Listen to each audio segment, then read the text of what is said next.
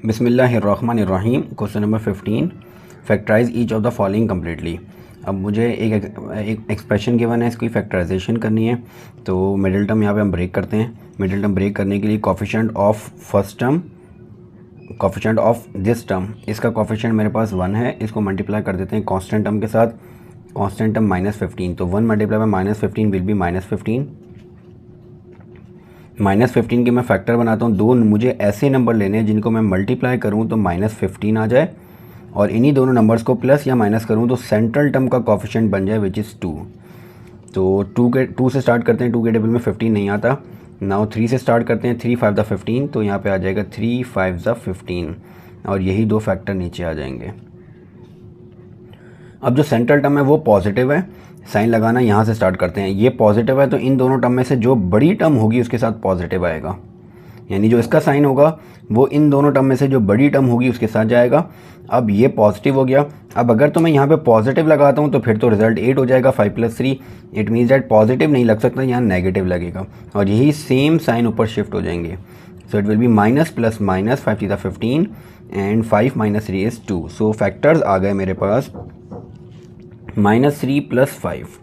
So x² + y² as it is आ जाएगा, plus 2xy -15। ये मैंने इक्वेशन को एज इट इज़ लिख दिया। अब मैं सेंट्रल टर्म के फैक्टर लिखता हूँ। तो ये x² y², इसके फैक्टर की जगह आ जाएगा एक तो 5xy और -3xy -15। इन दोनों में से कॉमन लेते हैं, xy कॉमन आ जाएगा। x² y² में से xy कॉमन जाएगा तो बाकी xy बच जाएगा, बाकी आ जाएगा 5। नेक्स्ट इन दोनों में से -3 कॉमन लेते हैं। -3 कॉमन, xy + 5। अब ये दोनों फैक्टर सेम आ रहे हैं तो ये आ जाएगा xy + 5 and xy -3। So this is the first A part of question number 15। Now B part में मुझे इसकी सेंट्रल टर्म ब्रेक करनी है। तो ब्रेक करने के लिए मैं जो कोफिशिएंट ऑफ दिस टर्म को मल्टीप्लाई करता हूँ कांस्टेंट टर्म के साथ। तो 12 × -40 विल बी, 12 को मल्टीप्लाई करता हूँ -40 के साथ, तो 12 × 40 विल बी 480, यानी ये आ जाएगा -480। अब मुझे -480 के फैक्टर बनाने हैं।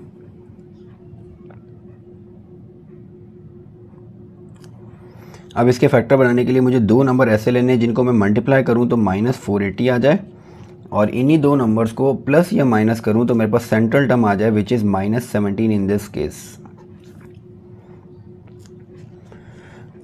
अब स्टार्ट करते हैं। 2 से तो हो नहीं पाएगा, 2 से तो बहुत बड़ा नंबर आ रहा है, यानी 2 से नहीं होगा। 3 से 480 / 3, 3 के टेबल में 480, 160 आता है लेकिन 17 नहीं आएगा। 4 भी से भी नहीं होगा। 480 को अगर मैं 5 से डिवाइड करके देखूं तो 96, लेकिन 96 में प्लस या -5 करने से 17 नहीं बनेगा, ये बड़े नंबर से होगा। अगर 480 को 10 से चेक करूं तो 48, और 48 में प्लस या -10 करने से 17 नहीं आएगा, इससे भी बड़ा नंबर देखना पड़ेगा। अगर मैं 12 से चेक करूं तो 12 40 द 480 होता है, लेकिन 40 में प्लस या -12 करने से 17, यानी अगर मैं 40 में -12 करूं तो नहीं आ रहा। 12 से 14 से चेक करें। 14 मल्टीप्लाई बाय 480 डिवाइडेड बाय 14, 480 के टेबल में 14 के टेबल में नहीं आता। 15 एंड 32, और 32 में से 15 माइनस करूं तो 17 आ जाएगा, यानी फैक्टर्स मेरे पास होंगे 32 एंड 15।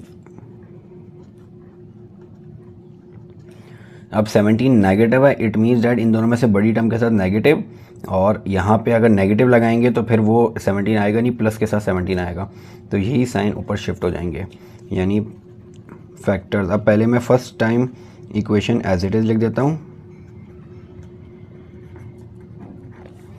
फिर सेंट्रल टर्म्स के फैक्टर लिख देता हूँ।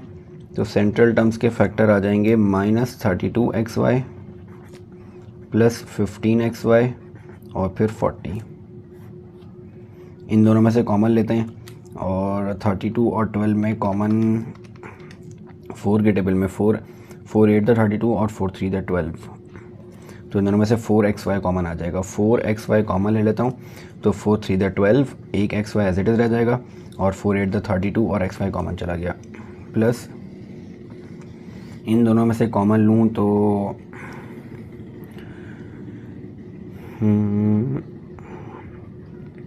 अगर मैं यहाँ से 5 कॉमन ले लेता हूँ, क्योंकि 2 कॉमन लूँगा तो छोटा नंबर होगा। 3 के टेबल में 15 कॉमन आ जाएगा, लेकिन 15 आता, 40 नहीं आता। फिर 4 के टेबल में 15 नहीं आता, 40 आता है। तो 5 दोनों के टेबल में आ जाएगा, तो यहाँ से 5 कॉमन ले लेता हूँ। तो 5 सीधा 15xy और 5 8 द 40। तो अब ये दोनों ब्रैकेट सेम होगा, ये दोनों ब्रैकेट सेम होने चाहिए। तो ये दोनों ब्रैकेट सेम कॉमन आ जाएंगे। 3xy माइनस 8 ये कॉमन आ जाएगा। आपके पास एक टर्म ये है, एक टर्म ये है। दोनों टर्म में ये ब्रैकेट सेम आ रहा है। इन दोनों टर्म में से ये ब्रैकेट मैंने सेम कॉमन ले लिया। यहाँ से ये ब्रैकेट कॉमन चला जाएगा, बाकी बचेगा 4xy, और यहाँ से ये ब्रैकेट कॉमन चला जाएगा, बाकी रह जाएगा +5। So this is the B part. Now moving to the C part.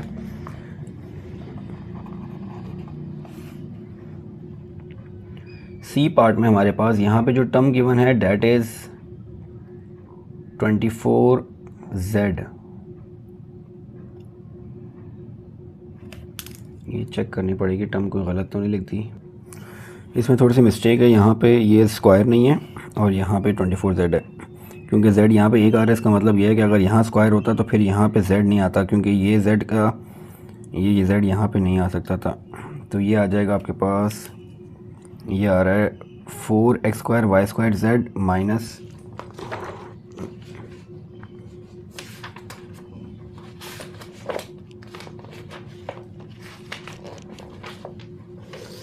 4x² y² z minus 22xy z plus 24z। ये क्वेश्चन है हमारे पास।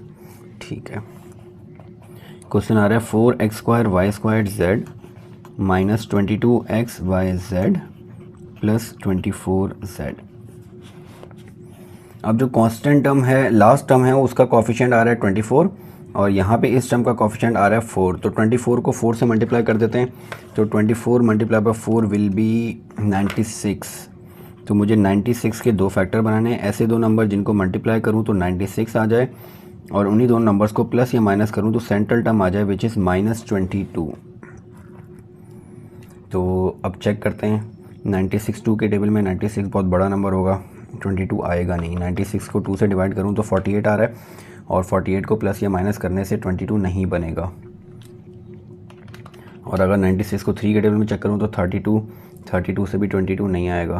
फिर 96 को अगर 4 से चेक करें तो 24 और 4 22 नहीं बनेगा, 20 बन जाएगा या 28 बनेगा। 24 में से 4 प्लस या माइनस करेंगे तो या तो 20 बनेगा या 28 बनेगा। हमें 22 चाहिए।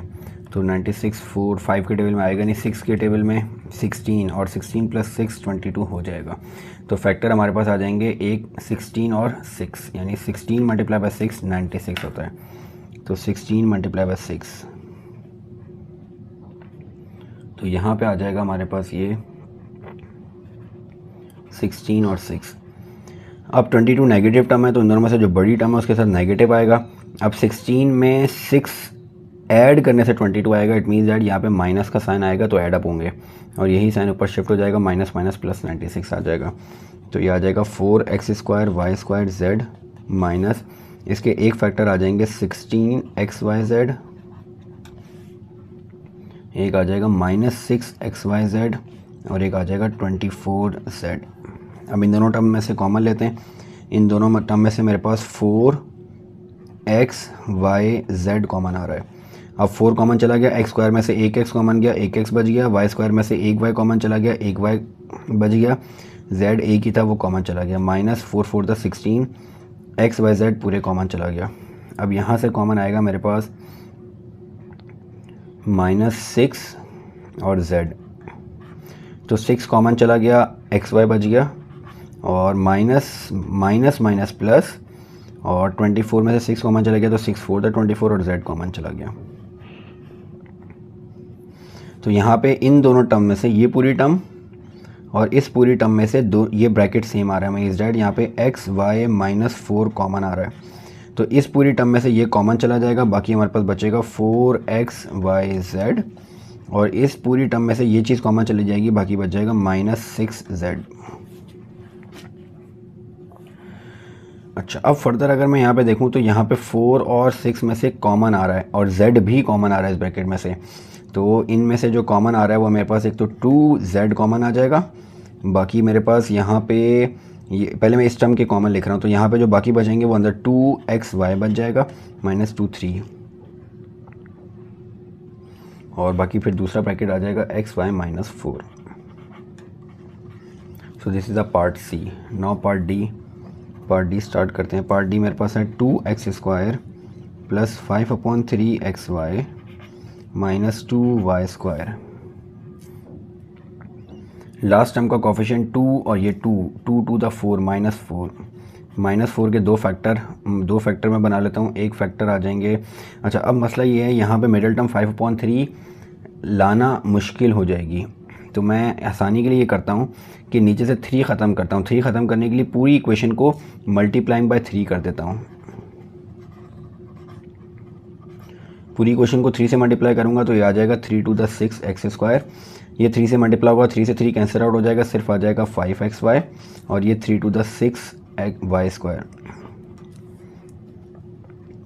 तो नेक्स्ट अब आपके पास 6 6 जा 36, अब यहाँ पे आ जाएगा 36। अब आपको 36 के फैक्टर बनाने ऐसे कि आपके पास उनको प्लस माइनस करने से 5 आ जाए और मल्टीप्लाई करने से 36। तो अगर 2 के टेबल में चेक करें तो 2 के टेबल में 18 था और 18 में प्लस या -2 करने से मिडिल टर्म 5 नहीं बनेगी। और अगर 36 3 के टेबल में चेक करूँ तो 12 और 12 में से 3 माइनस करूँ तब भी 5 नहीं बनता। 4 के टेबल में चेक करूँ और 4 और 9 5 बन जाएगा, यानी 9 और 4 फैक्टर आएंगे। 4 और 9 को मल्टीप्लाई करूँगा तो 36 आ जाएगा और 4 और 9 को प्लस या माइनस करने से सेंट्रल टर्म आ जाएगी 5 पॉजिटिव है, तो इन दोनों में से जो बड़ी टर्म है उसके साथ पॉजिटिव चला जाएगा, यानी 9 के साथ पॉजिटिव जाएगा और 5 लाने के लिए हमें यहाँ पे माइनस लगाना पड़ेगा। यहाँ मुझे -36 चाहिए और यही साइन ऊपर शिफ्ट होंगे तो plus minus minus. It means that factor आ जाएंगे मेरे पास एक तो 9xy -4xy -6y²। अब इन दोनों में से कॉमन लेते हैं तो इन दोनों में से कॉमन आ जाएगा मेरे पास 3x 3 to the 6x -3 to the 9y। इन दोनों में से -2y कॉमन लेता हूँ तो ये आ जाएगा 2x -3y, बल्कि यहाँ प्लस आएगा। तो ये दो, अब इस टर्म में से ये ब्रैकेट सेम आ रहा है, 2x + 3y कॉमन आ गया, बाकी बचेगा आपके पास 3x -2y। So this is the question number 15 with part A, B and C, D. Inshallah in the next video we will start the next question. Assalamu alaikum.